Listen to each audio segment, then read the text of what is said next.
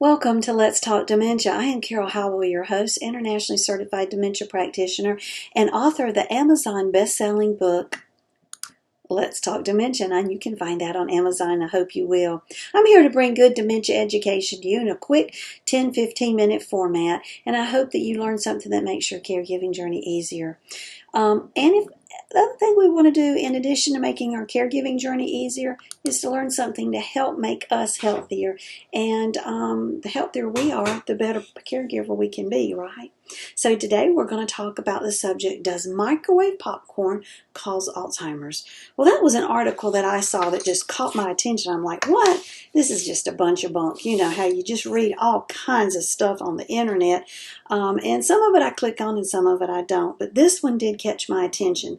So we're going to start with talking about microwaves to begin with. Now I'm getting ready to give you my opinion. This is based on my opinion, and it's like a nose. Everybody's got an opinion. Everybody's got a nose. It's just the way that is. But in my house, I don't use my microwave hardly ever. I mean, I might every once in a while pop something in there if I'm just in that big of a dang hurry. But I'm going to tell you, it scares me. I think that we're going to find out there is a connection between microwaves and a whole bunch of nasty stuff going on in the bodies of us, of folks who have grown up with microwaves. I remember when we got our microwave, we just thought it was the most wonderful thing in the world. But the bags that microwave popcorn come in, they use a chemical in these bags that breaks down when it's heated, and it results in the formation of a substance that's abbreviated PFOA. Now, PFOA is an acronym for a really long name, something that I could not pronounce if you pay me $200 to do it. So we'll just go with PFOA. The A stands for acid. I can do that much. But that has been shown to cause cancer. Now, that's coming from the bag that the popcorn's in. Now think about that. I don't want cancer. Thank you very much. You can keep that away. And so that's going to be a problem with most microwave popcorn bags. Now, if you want to know which bags are safe, you can research that on your own. I am not going to endorse the product, nor am I going to tell you don't use a specific brand, because I don't want them suing me. It's crazy in this world, you know, the things you can and can't say. So you don't have to look that one up for yourself, or you can take my recommendation at the end of this show, which solves all the problems, and I'll get to that. Now let's talk about the popcorn itself. There are a couple of brands of microwave popcorn that still use trans fat. Now, trans fat is just a bad deal. According to the statistic I saw, yearly it is linked to at least 20,000 heart attacks and 7,000 deaths, according to the CDC. Okay, from trans fat, eat microwave popcorn.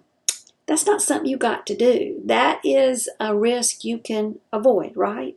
Okay, in some microwave popcorns, you'll find a product called propyl gallate. Okay, it's being phased out in most of the world, but in the United States, it's actually being used as a food preservative. You will also find it in cosmetics and actually in some pharmaceuticals. But propyl gallate has been shown to cause skin rashes, stomach issues, breathing problems, a whole host of issues by propyl gallate that's found on the popcorn in the bags that are bad for you that you're eating. Okay, well, you're not eating the bags, but you're eating the popcorn.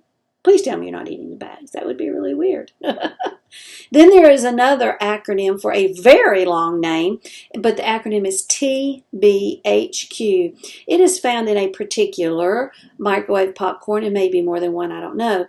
But it is a chemical made from the gas butane. Butane. So like if you read the ingredients on your microwave popcorn and it said butane, would you still eat it? Well, see, it goes under some other name, this long acronym. You don't know what it is. You're eating butane.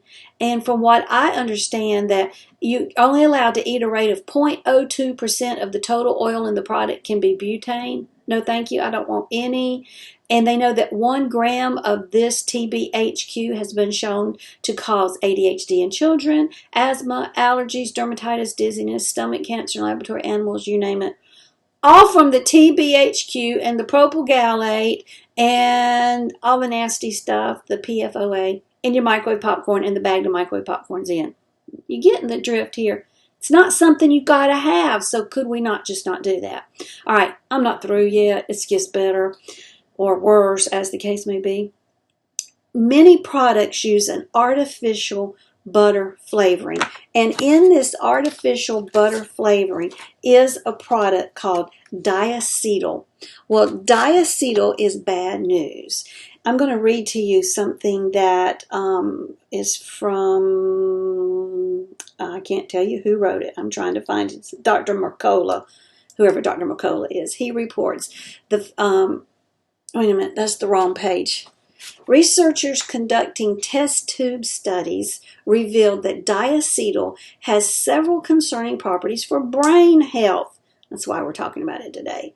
Not only can diacetyl pass through the blood-brain barrier, which is intended to help keep toxins out of your brain, but it can also cause brain proteins to misfold into the Alzheimer's-linked form known as beta amyloid. Beta amyloid plaque is one of the things that we find in most of the brains of folks with Alzheimer's.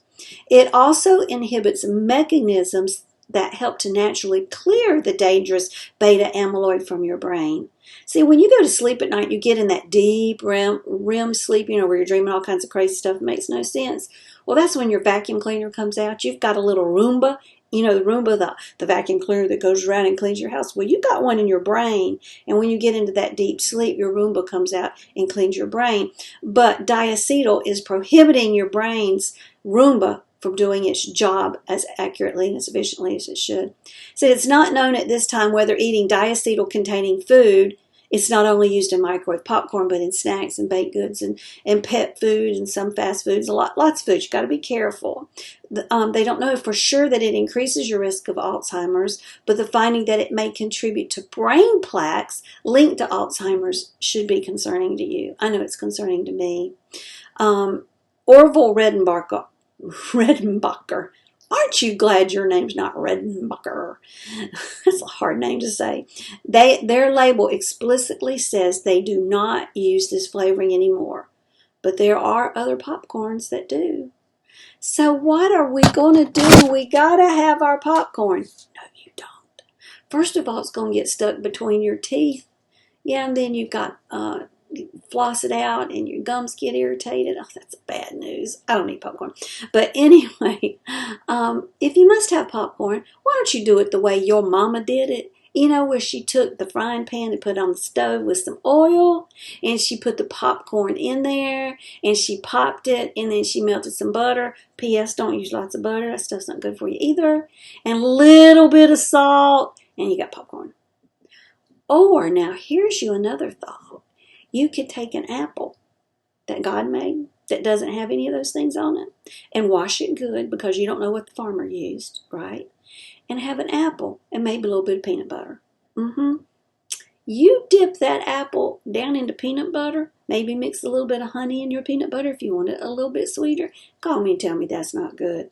And your dog will beg to lick the bowl. I know this one firsthand. Apple and peanut butter is a big-time snack at our house. So you got to be careful. This is the point. You got to be careful about what you eat. Don't get it off the shelf and think just because it's at your local grocery store that it's safe for you to eat it. It may not be. And you need to read those ingredients. And I'm going to tell you, if you can't pronounce them, your body probably does not know what to do with them. Because if you cannot pronounce them, most likely they are man-made products that your body was not made to process. So just don't do that kind of stuff, y'all. It's not rocket science. Just use your brain for me, okay? Well, a special thanks to the folks who come along beside us and help finance our ministries along with the donations that we receive. And if you're interested in making a donation, go ahead and get that in right quick. Go to www.letstalkdementia.org and you can donate. There it is, tax deductible, and we thank you. But we also thank Beth Crosby, who is editor extraordinaire, and she can be found at www.editorbeth.com. The rest of the time, she can be found working on something I've sent her that I need her to make look really good. She's excellent at her work. And the National Association of Veterans and Families, www.navf.org. Reach them at 800-352-2919. They speak veteran, so you don't have to, and they will offer for you wonderful help in getting the services that your veteran and the spouse of your veteran deserve, the benefits. So give them a call and tell them that Carol sent you. Well, as always, our show is brought to you in glory to the Lord above for all that He does for us every day, even in the face of dementia, even on the days of hard caregiving, even on the days when you feel like you're going to pull your blooming hair out and you're so confused and you're frustrated. But you know that His grace is sufficient. His mercies are made new every morning. Great is His faithfulness. And it's in honor of my sweet mama, Miss Vera Jean Holder. I think she was about 15 in that picture, but I just love the way her shirt's buttoned all the way up and she's got her pearls on. She was styling and profiling. Yes, she was. And that short, wavy hair she had going. I don't know what happened to her wavy hair because it definitely changed over time. Well, thank you for watching, and I hope you'll join us next time for Let's Talk Dementia. Blessings and smiles on your day. Now go make your loved one giggle. Isn't that a wonderful thing to do? It makes you feel good all over, doesn't it? It does them too. Y'all take care. Bye.